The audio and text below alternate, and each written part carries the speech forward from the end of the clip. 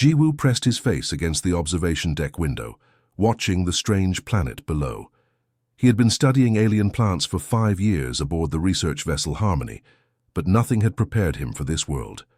The entire surface looked like it was made of giant crystals that twisted and moved when he looked at them. It made his eyes hurt. "Another dead rock," muttered Minho, the ship's pilot, as he joined Jiwoo at the window. "Why do we always get the weird ones?" "Because weird ones might have weird life," Jiwoo replied, his excitement growing. "Look at those formations. They're definitely not natural." Captain Hana walked over, coffee in hand. "Scans show breathable atmosphere. No immediate threats detected." "You sure you want to go down there, Jiwoo? Those crystal things give me the creeps." Jiwoo nodded eagerly. "That's exactly why we need to investigate. This could be the discovery of a lifetime." 3 hours later, their shuttle touched down on the crystalline surface. The moment Jiwoo stepped outside, he felt something strange. The air seemed to hum with energy, and the crystal formations around them pulsed with soft, shifting colors. Everything felt alive, even though their scanners showed no traditional life signs. "Stay close," Hana warned, checking her weapon. "Something feels off about this place." They had barely walked 50 meters when the crystals around them began to glow brighter. The humming grew louder, almost like music. Then, from behind the largest crystal formation, figures began to emerge. Jiwoo's breath caught in his throat. The beings were tall and graceful, their skin translucent like frosted glass. They moved without making any sound, gliding rather than walking. Their faces were beautiful but alien, with large eyes that seemed to contain swirling galaxies. "First contact protocol," Hana whispered, raising her hands to show they were unarmed. The alien beings arranged themselves in a semicircle around the humans. Then, from their center, another figure approached. This one was different. She radiated light from within, and when she moved, the very air seemed to shimmer around her. Even through their translation devices, her voice sounded like singing. "Welcome, travelers from distant stars," she said, her gaze sweeping over the 3 humans. "I am Isaraneth, Queen of the Velthara. We have been waiting." "Waiting for us?" Minho asked nervously, the Queen's luminous eyes fixed on Jiwoo. "Not all of you, just him." She pointed directly at the young scientist. "Your minds, it resonates with frequencies we have searched for across countless worlds." Jiwoo felt a strange, tingling sensation as her gaze focused on him. It was like she was looking not just at him, but through him, reading something deep inside his thoughts. "I don't understand," Jiwoo stammered. "Few do," the Queen replied, with what might have been a smile. "But understanding will come. For now, accept this token of friendship between our peoples." She held out her hands, and between them materialized an orb about the size of a human heart. It was made of the same crystal material as the planet's surface, but this one swirled with patterns of silver and gold that moved like liquid mercury inside solid glass. "Jiwoo, don't," Hana warned quietly. "We don't know what it is." "It's beautiful," Jiwoo whispered, mesmerized by the swirling patterns. The orb seemed to call to him, and he found himself stepping forward despite his crewmates' concerned looks. "Your companion shows wisdom in caution," the Queen said to Hana, "but some gifts are meant to be given, and some minds are meant to receive them. This one has been waiting eons for the right soul." Jiwoo reached out and took the orb. The moment his fingers touched its surface, warmth spread up his arms, and a gentle humming filled his mind. It felt right, somehow. "Thank you," he said, cradling the gift carefully. The Queen's expression seemed pleased, though her alien features made it hard to be certain. "The gratitude is ours, young seeker. Guard it well." As quickly as they had appeared, the Velthara began to fade back among the crystals, their queen the last to disappear. Back in his small quarters aboard the Harmony, Jiwoo placed the crystalline orb on his bedside table. The gentle glow it gave off was surprisingly soothing, like having a soft nightlight that pulsed in rhythm with his heartbeat. He found himself staring at it for hours, watching the silver and gold patterns swirl inside like tiny galaxies being born and dying. The first strange dream came that very night. Jiwoo found himself floating in space, but not the cold, empty void he knew, This space was alive with colors he had no names for, filled with star maps that stretched across impossible distances. He could read them somehow, understanding navigation routes between worlds he had never seen. Ancient voices whispered in languages that hurt his ears, yet he understood every word. He woke up gasping, his sheets soaked with sweat. The orb glowed brighter for a moment, then returned to its gentle pulse. Just a weird dream, he told himself, but deep down he knew it was something more. The dreams continued every night, each one more vivid than the last. He saw civilizations rise and fall, watched stars being born in cosmic nurseries, witnessed technologies that defied everything he thought he knew about physics. But the strangest part was that these weren't just dreams he was watching like a movie. He was experiencing them as if they were his own memories. During the day, his crewmates began to notice changes. Yuna, the ship's linguist, was the first to say something. "Jiwoo, how did you know what that Zentorian trade message meant?" she asked during breakfast. "You've never studied their language." Jiwoo paused, his spoon halfway to his mouth. I'm not sure. The words just made sense somehow." "That's impossible. Zentorian has 17 different tonal variations. It takes years to learn." But it was true. When the message had played over the ship's communication system, Jiwoo had immediately understood the traders' request for safe passage through their sector. The knowledge had just been there in his mind, as natural as breathing. More changes followed. His reflexes became lightning fast during their daily training exercises. He could solve complex mathematical problems in his head that usually required the ship's computer. When they studied samples from their latest planetary survey, Jiwoo seemed to instinctively know which specimens were valuable and which were dangerous. "It's like you've become a walking encyclopedia," Minho joked, but there was concern in his voice. The real test came 2 weeks after their visit to the crystal planet. The Harmony was navigating through a dangerous sector near a pulsar when their navigation system suddenly failed. Red warning lights flashed throughout the ship as alarms blared. "We're being pulled toward the pulsar," Captain Hana shouted from the bridge. "Navigation is completely down." Jiwoo felt something stir in his mind. Images flashed before his eyes, calculations flowing like water. He could see the gravitational fields around them, understand the complex dance of cosmic forces that threatened to tear their ship apart. "Turn 15 degrees starboard and increase thrust to 70%, he called out, his voice strangely calm. "What? How do you know that?" Hana demanded. "Trust me," Jiwoo said, though he wasn't sure why he was so confident. The knowledge just felt right, like remembering something he had always known. Hana hesitated for a moment, then gave the orders. The ship groaned as it changed course, fighting against the pulsar's deadly pull. "Now cut thrust to 30% and angle down 20 degrees, Jiwoo continued, his mind processing gravitational mathematics that should have been impossible for any human to calculate. For 10 terrifying minutes, Jiwoo guided them through the cosmic maze of radiation and twisted spacetime.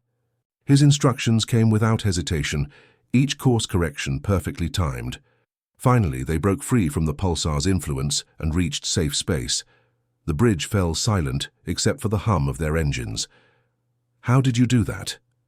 Yuna whispered. "Those calculations should have taken our best computers hours to figure out." Jiwoo stared at his hands, which were shaking now that the crisis had passed. "I don't know," he admitted. "It was like the answers were already in my head." That night, as he lay in bed staring at the softly glowing orb, Jiwoo began to wonder what exactly the Velthara Queen had given him, and more importantly, what it was doing to him. Jiwoo started keeping a journal, noting every strange thing that happened to him. The pattern became impossible to ignore. Every time he displayed a new ability, every time knowledge appeared in his mind from nowhere, the crystalline orb would pulse with brighter light. It was like the thing was celebrating, the fool. Worst part came at 3 in the morning during his sleep cycle. Jiwoo woke up thirsty and stumbled to his small bathroom for water. When he looked in the mirror, he froze. His reflection looked back at him, but something was wrong. His skin had a faint translucent quality, like light was trying to shine through from inside. For just a moment he looked exactly like the Velthara beings they had met. He blinked hard and rubbed his eyes. When he looked again, he appeared normal, but the image was burned into his memory. "I'm losing my mind," he whispered to his reflection. The next morning, Jiwoo went to see Dr. Sumin, the ship's chief medical officer. She was a no-nonsense woman who had seen everything during her 20 years in space. "I need you to run every scan you have on me," Jiwoo told her. Sumin raised an eyebrow. "Feeling sick? You look fine to me. Just, please, I think something might be wrong." For the next 2 hours, Sumin put him through every medical test in her arsenal: brain scans, blood work, genetic analysis, neural mapping. Jiwoo lay still, as machines hummed and beeped around him, hoping they would find something that explained what was happening to him. When the results came back, Sumin frowned at her display screen. "This is interesting," she muttered. "Your neural activity is off the charts. It's like your brain is processing information at 10 times the normal rate." "Is that bad?" "I don't know. I've never seen anything like it. Your neurons are firing in patterns I can't even begin to understand. But here's the strange part. All your other vital signs are perfect. Better than perfect, actually. You're in the best health of your life." Jiwoo felt his stomach drop. "What do you think is causing it?" "No idea. Have you been exposed to any unusual radiation? Eaten anything strange? Been in contact with unknown technology?" Jiwoo thought about the orb sitting in his quarters, pulsing with its gentle light. "Nothing I can think of," he lied. That night he stared at the crystalline gift for hours. The swirling patterns inside seemed more active than usual, moving faster, creating shapes that almost looked like writing in a language he couldn't read. Yet, his dreams that night were the most vivid yet. He found himself experiencing memories that definitely weren't his own. He was flying through space without a ship, his consciousness stretched across light years. He watched entire solar systems die as their stars collapsed into black holes. He felt the desperate panic of beings searching frantically across the galaxy for something they had lost. But the most disturbing dream was of Queen Isaraneth herself. In this vision, she wasn't the elegant, mysterious being they had met. She looked ancient and desperate, her light flickering like a candle about to go out. She was speaking to others of her kind, but Jiwoo could understand their musical language now. "The vessel is preparing well," she said. "Soon I will have a new form to inhabit. This dying shell will be replaced with young, vibrant life. And the human consciousness," another voice asked, "will fade as they always do. Humans are remarkably easy to replace. Their minds are strong but simple, perfect for our purposes." Jiwoo woke up screaming. He sat on the edge of his bed, breathing heavily, sweat pouring down his face.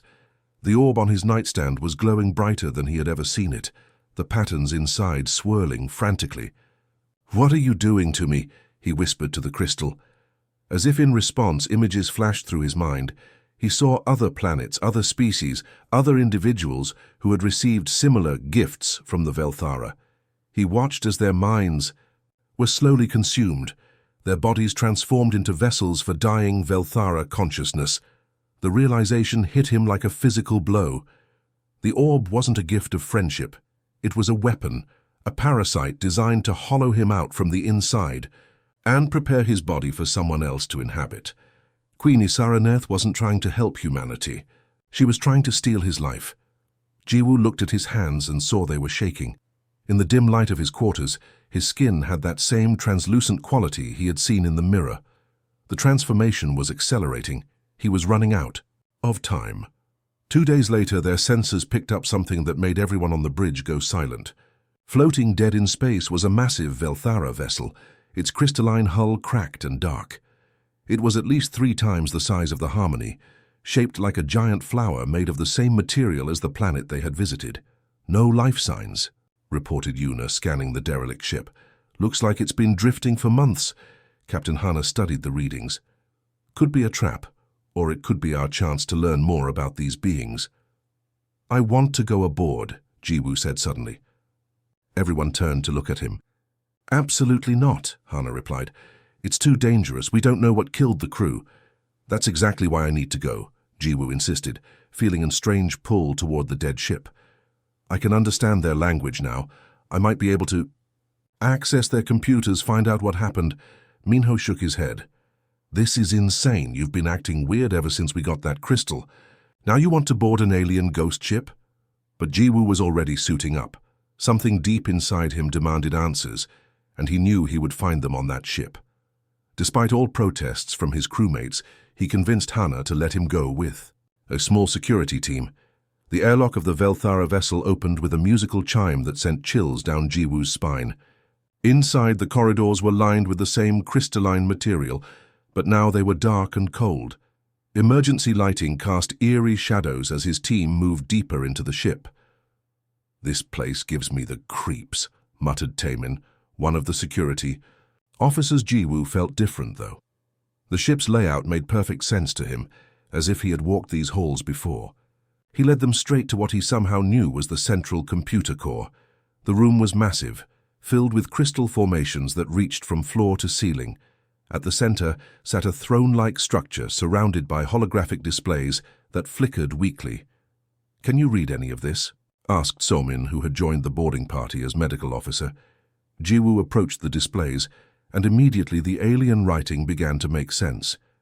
His hands moved over the crystal controls without hesitation, as if he had been trained to use this technology his entire life.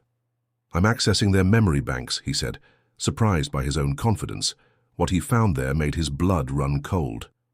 The first files were ship logs, documenting the vessel's final voyage. The crew had been dying of something called essence decay, a condition where their consciousness slowly unraveled, but it was the older files that revealed the horrifying truth. "Listen to this," Jiwoo said, his voice shaking as he translated the alien text. "Project Throne Seed initiated 2,000 years ago.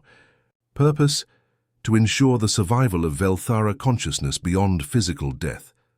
The files described how the Velthara had been dying out as a species. Their bodies were failing, their minds becoming unstable. So they had developed the throne, seeds, crystalline parasites that could slowly take over another being's consciousness. "The seed begins by enhancing the host's abilities," Jiwoo read aloud, "creating a false sense of improvement while actually mapping and replacing neural pathways. Stage 1, enhanced cognition and reflexes. Stage 2, dreams containing Velthara. Memories. Stage 3, physical transformation begins." Somin grabbed his arm. "Jiwoo, you've experienced all of those symptoms." But Jiwoo kept reading, his hands trembling. "Stage 4, complete neural replacement. The host consciousness is archived and then deleted. Stage 5, the Velthara essence takes full control of the new body. The next files were records of hundreds of other species that had been targeted. Beings from across the galaxy who had been given similar gifts by Velthara diplomats. Not one of them had survived the process with their original consciousness intact. Then he found Queen Isaraneth's personal logs. The human called Jiwoo shows exceptional compatibility. Her musical voice played from the crystal speakers. His neural structure is perfect for hosting royal consciousness. I have been dying for 3 centuries, my essence fragmenting across dimensions. Soon I will have a young, healthy form to inhabit for the next 1,000 years. Another log entry. The translation programs have been adjusted to hide our true intentions. The humans believe this is a cultural exchange. They have no idea they are participating in their own species' first harvesting." Jiwoo sank to his knees as the truth hit him like a physical blow. Every interaction with the Queen had been a lie. Every word of friendship had been carefully crafted deception. The orb in his quarters wasn't a gift. It was a weapon designed to slowly murder him and steal his body. "We need to get back to the ship," Somin said urgently. "Right now." But as they turned to leave, more files caught Jiwoo's attention. Records of failed throne seed implantations, hosts who had somehow resisted the process. All of them had died, but not before fighting back in ways the Velthara hadn't expected.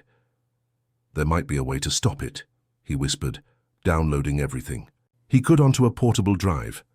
As they raced back to the Harmony, Jiwoo felt the orb in his quarters calling to him across space. Stage 4 was beginning, and he was running out of time to save his own life. The moment Jiwoo returned to the Harmony, he knew something was terribly wrong. The orb in his quarters was no longer gently glowing. It was blazing with light so bright it could be seen through the metal walls. He could feel it calling to him, pulling at something deep inside his mind. "We need to get that thing off the ship," Captain Hana said. But when they tried to approach Jiwoo's quarters, an invisible force field pushed them back. "It won't let us near it," Somin reported, her medical scanner beeping frantically. And Jiwoo's vital signs are going crazy. Jiwoo himself was fighting a battle inside his own head. Alien thoughts kept pushing into his consciousness, memories that belonged to someone else. He would be thinking about Earth's blue skies one moment, then suddenly remember flying through nebulae that humans had never discovered. "I can feel her," he gasped, clutching his head. "She's trying to get in." The ship's engineer, Do-hyun, and Navigator Kyung had turned the main science lab into a research center, working desperately to understand the Velthara technology. Data from the derelict ship covered every screen as they searched for any weakness in the Throne Seed's design. "Look at this," Kyung called out, pointing at a complex diagram. "The seed doesn't just replace the host's consciousness. It needs to maintain a connection to the original Velthara body. That's how it transfers the alien mind."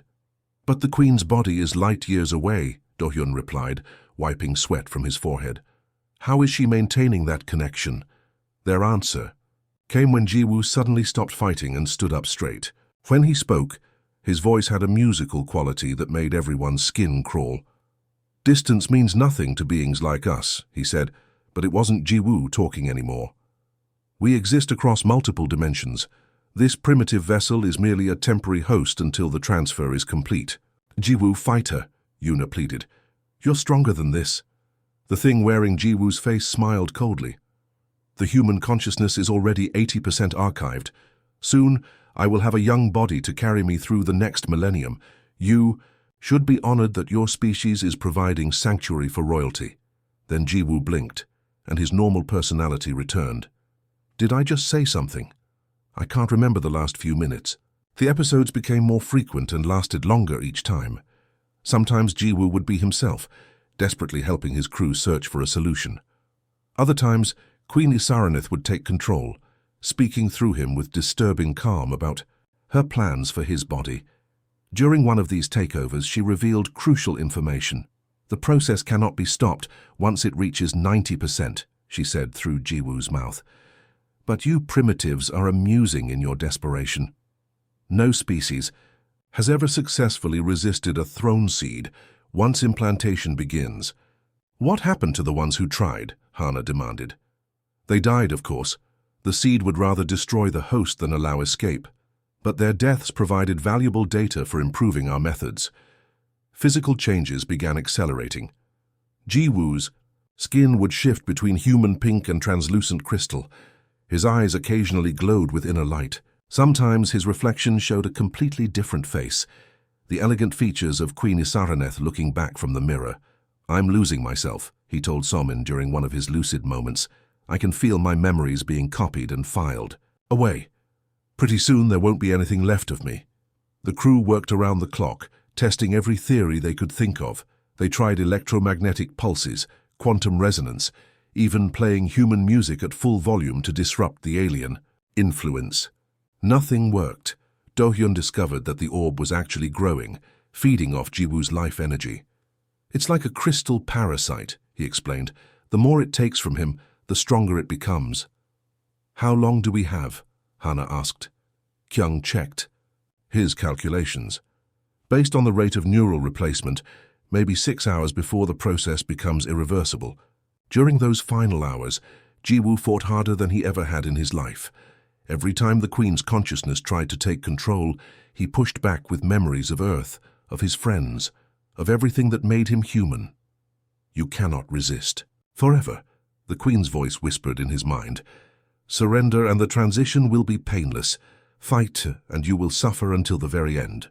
"Never," Jiwoo said aloud, making his crewmates look up from their desperate work. But even as he spoke, he could feel his grip on his own mind slipping. The Queen's memories were becoming clearer than his own. Her thoughts felt more natural than the human consciousness she was systematically erasing. Time was running out, and they still had no solution. Dr. Somin was running her 100th brain scan on Jiwoo when she noticed something that made her stop and stare at the readouts. While The Queen's consciousness was steadily taking over. There was something unexpected happening in the deepest parts of Jiwoo's mind. "This is impossible," she muttered, adjusting her scanner settings. "Jiwoo, I need you to focus on something purely human for me. Think about your childhood on Earth." Jiwoo closed his eyes and concentrated on memories of playing in his grandmother's garden, the smell of kimchi cooking in the kitchen, the sound of rain on their old roof. As he did, Somin watched his brain activity spike in areas the alien influence hadn't touched. "What are you seeing?" Hana asked, looking over Somin's shoulder. "Human stubbornness," Somin said with growing excitement. "The same trait that made Jiwoo accept that crystal against all our warnings is now fighting the Queen's takeover. His brain is literally rewiring itself to resist the alien influence." She pulled up files from the derelict ship showing brain scans of other infected species. "Look at this. Every other race submitted to the transformation within hours. Their neural pathways just accepted the changes. But humans? We're apparently too stubborn to give up without a fight." "The Queen said no species had ever resisted before," Yuna remembered. "Because she never tried to take over a human," Somin replied. "Our brains are incredibly adaptable. While she's trying to overwrite Jiwoo's consciousness, his mind is creating new neural pathways faster than she can destroy them." This discovery gave them their first real hope, but Jiwoo was still losing ground. The Queen's influence was now at 85%, and her personality was dominating more often than his own. "We need to help him fight back," Do-Yun said. "But how?" The answer came from Jiwoo himself during one of his brief moments of control. "Memories," he gasped. "Human memories. They burn her somehow. She can't understand emotions like love, friendship, sacrifice. When I focus on those feelings, it hurts her." So his crewmates began a desperate campaign to keep Jiwoo's humanity alive. They took turns sitting with him, sharing stories about Earth, about their families, about moments that defined what it meant to be human. Yuna told him about her first heartbreak. Minho described the pride he felt when he learned to fly. Hana spoke about the day she decided to explore the stars. "Remember your 5th birthday?" Somin asked. "You told me once that your whole family came to celebrate. Your cousins, your grandparents, even your great-aunt who lived across the country." Jiwoo smiled, and for a moment his skin looked completely human again. "They sang so loud the neighbors complained. My grandmother made too much food, like always. We played games until midnight. But they needed more than memories to win this fight. The quantum mineral solution required materials that could only be found in the most dangerous places in the galaxy. There's a dying star system 3 light-years from here," Kyung reported, checking navigation charts. "The stellar collapse is creating quantum crystals that might disrupt the throne seed's structure." "Might?" Hana questioned. "It's our best shot, but we'd have to fly into the system while the star is actively collapsing. The radiation alone could kill us all." "Do it," Jiwoo said during another moment of clarity. "I won't let her use my body." To hurt other humans, the journey to the dying star was terrifying. The harmony shook constantly, as gravitational waves from the collapsing star washed over them. Space itself seemed to be tearing apart around them, creating rainbow auroras of pure energy. "Radiation levels are spiking," Do-Hyun called out as their ship's hull began to glow from the intense cosmic forces. "We can only stay here for 20 minutes before permanent damage." Working in environmental suits to protect against the radiation, the crew used mining drones to collect the quantum crystals forming in the star's death throes. Each crystal was incredibly unstable, threatening to explode if handled incorrectly. "Juwa. Them," Taemin reported as the last container was brought aboard. "But I've never seen materials this volatile." As they fled the dying system, Jiwoo suddenly convulsed. The Queen's influence had reached 90%. Her voice came through his, mouth filled with rage. "Foolish creatures, you risk your lives for nothing. The process is nearly complete. Soon this vessel will serve its true purpose."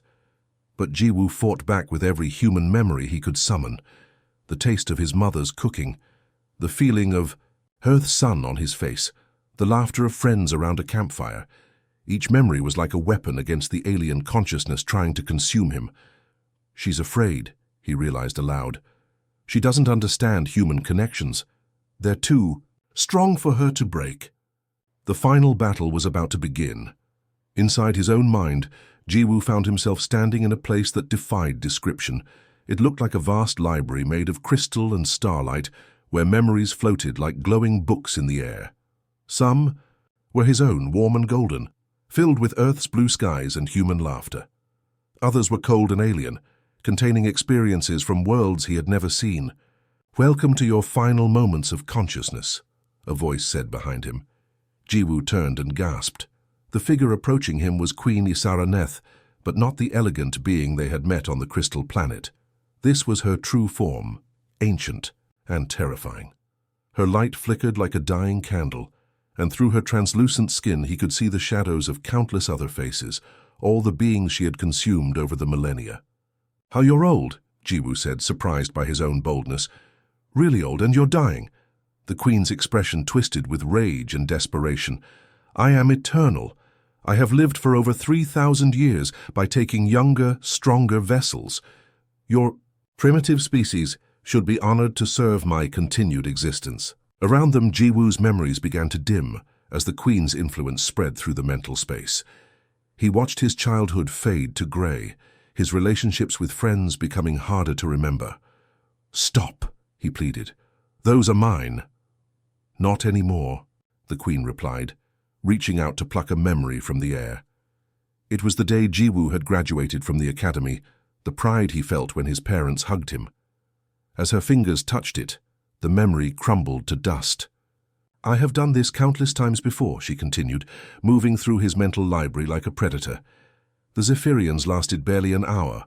The Deltans tried to bargain with me. The Corvins actually believed they could fight back. All of them failed." She showed him visions of her previous hosts, beings from dozens of different worlds who had all received similar gifts. Each one had been slowly consumed, their consciousness archived, and then deleted to make room for hers. "But you, human, you, have been surprisingly entertaining. Your species' stubborn nature provides amusing resistance. It makes the eventual victory even sweeter." "Why?" Jiwoo asked, backing away as she continued destroying his memories. "Why not just die naturally, like every other living thing?" The queen's laugh was like breaking glass. "Because I am royalty. I am superior to every lesser species in this galaxy. Death is for common creatures, not for beings like me." She gestured to the shadows moving beneath her skin. "Each host adds, to my knowledge, my power. I know secrets of the universe that your primitive mind could never comprehend. I have watched civilizations rise and fall like waves on a shore." Then she offered him something unexpected. "But you have impressed me, young human. Your resistance has been noteworthy. Join me willingly, and I will allow a fragment of your consciousness to survive. You will experience immortality, knowledge, beyond your wildest dreams, power that spans galaxies." For a moment, Jiwoo was tempted. The queen showed him visions of what she offered, flashing images of incredible technologies, of traveling between stars without ships, of understanding the deepest mysteries of existence. "Think of what you could accomplish," she whispered. "Your species could advance by millions of years overnight. You could guide humanity to greatness beyond their current limitations." Meanwhile, in the physical world, his crewmates worked frantically to prepare the quantum disruption field. Dohyun and Kyung had spent hours rigging the unstable crystals into a device that could theoretically disrupt the throne seed structure. "We only get one shot at this," Somin warned, monitoring Jiwoo's vital signs. "If we miscalculate the frequency, we could kill him instantly.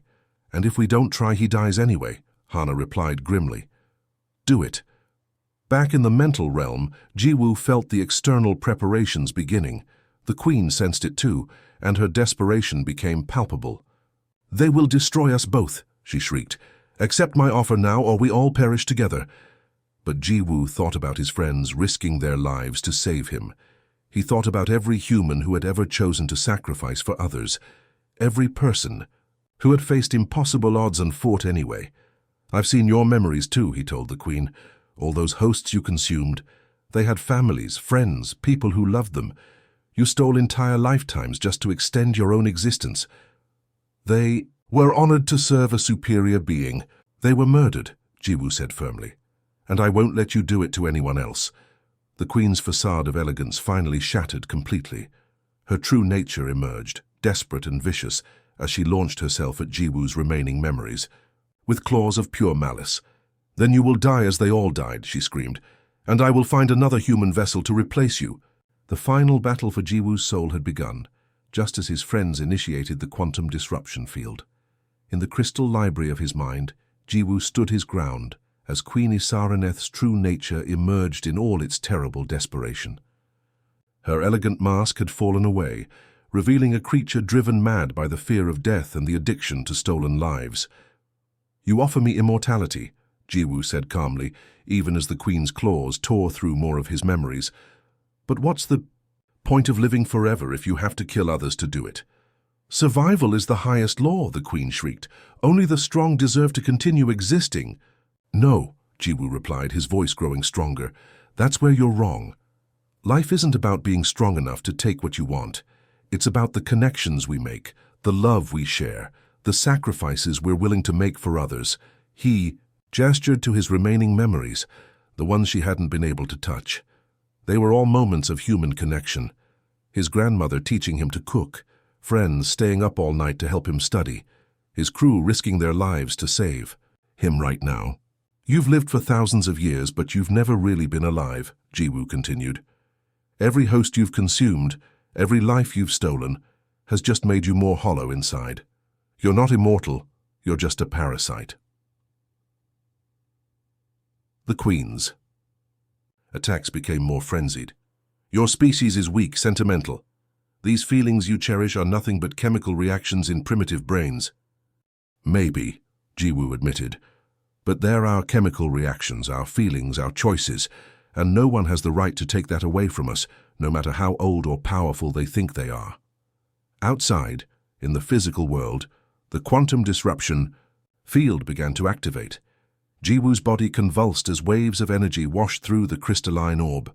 The device Do-hyun and Kyung had built was working, but barely. "Field strength at 60%, Kyung reported, sweat dripping down his face. "The crystals are starting to destabilize." "We need more power," Do-hyun called out. "But if we push harder, the whole thing could explode."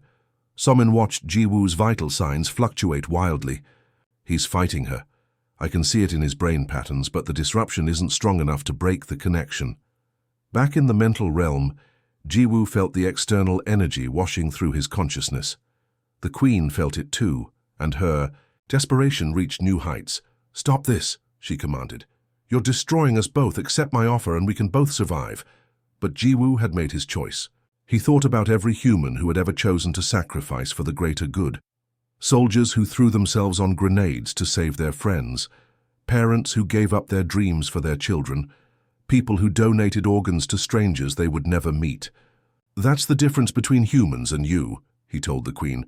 "We know that some things are worth dying for." With tremendous effort, Jiwoo reached out and grabbed hold of the quantum energy flowing through his mind. Instead of letting it wash over him, he began to channel it, directing its disruptive force directly at the throne seed's core. "What are you doing?" the Queen screamed. "Something you could never understand," Jiwoo replied. "I'm choosing to save others instead of myself." The energy burned through him like liquid fire. Every cell in his body felt like it was being torn apart and rebuilt. But he held on, using his own consciousness as a conduit to focus the quantum disruption exactly where it needed to go.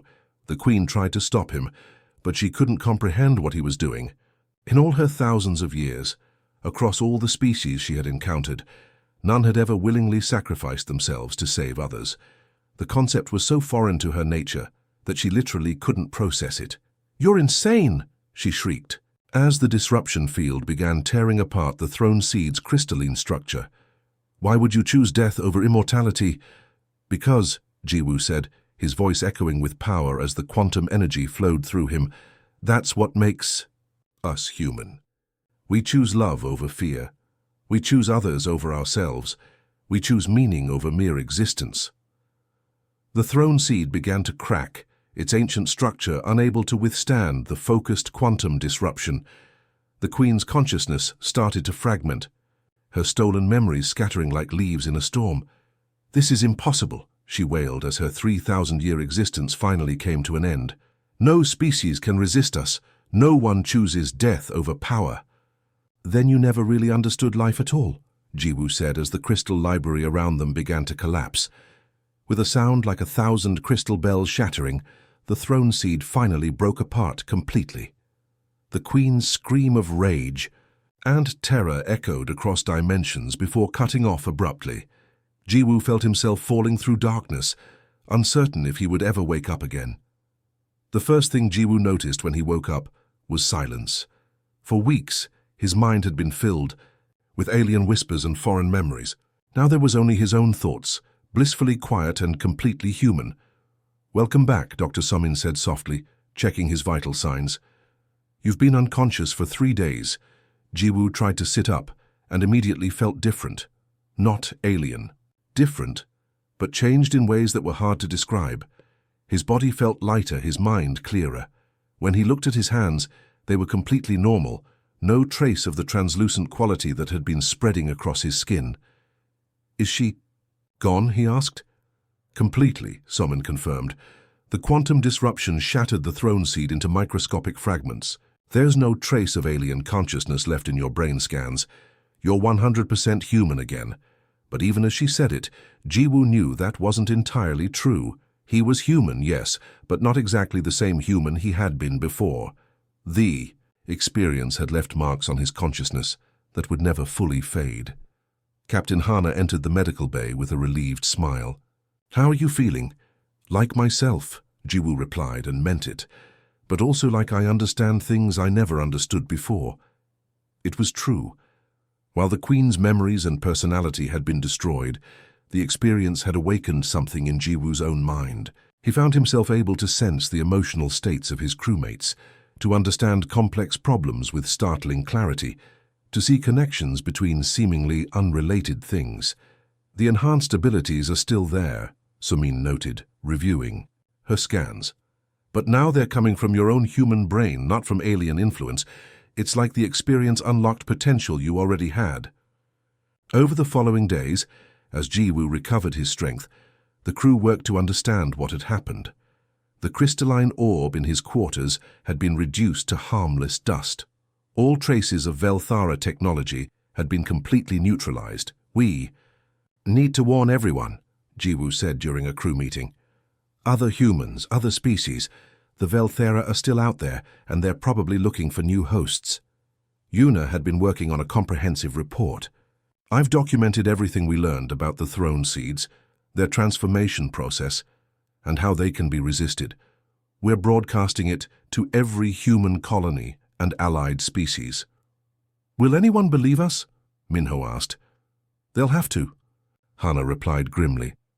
"We have too much evidence to ignore. The data from the derelict ship, Jiwoo's medical scans, video records of the transformation process, it's all documented. The warning they sent out was clear and urgent. The Velthara were not peaceful diplomats seeking cultural exchange. They were dying parasites looking for new bodies to inhabit. Any gift offered by them should be refused immediately, and any contact should be reported to authorities." "Do you think they'll try again?" Kyung asked. Jiwoo considered the question.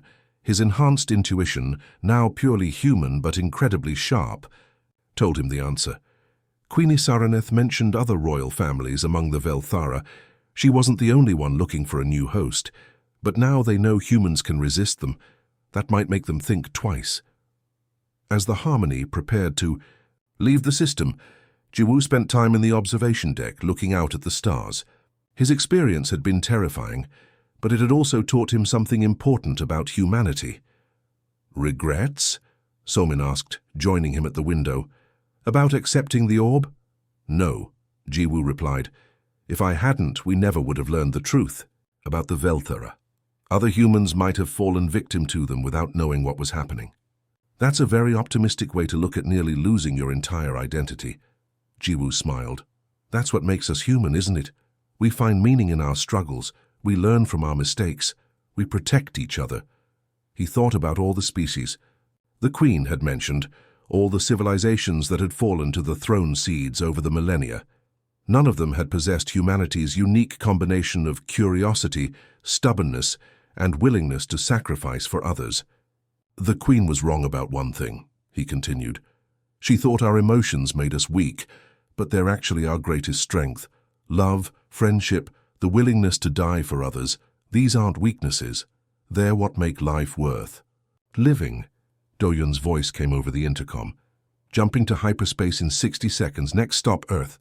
As the stars began to stretch into lines of light, Jiwoo reflected on his journey. He had started as a simple botanist, looking for alien plants. He was returning as someone who had faced the deepest darkness in the galaxy and emerged victorious, not through superior technology or ancient wisdom, but through the simple human refusal to surrender. What made him who he was? The universe was vast and full of dangers humanity was only beginning to understand. But as long as humans remained true to their nature, as long as they chose connection over isolation, sacrifice over selfishness, love over fear, they would find a way to survive among the stars. Sometimes the greatest strength came from the simplest truths, and sometimes being innocently human was exactly what the galaxy needed.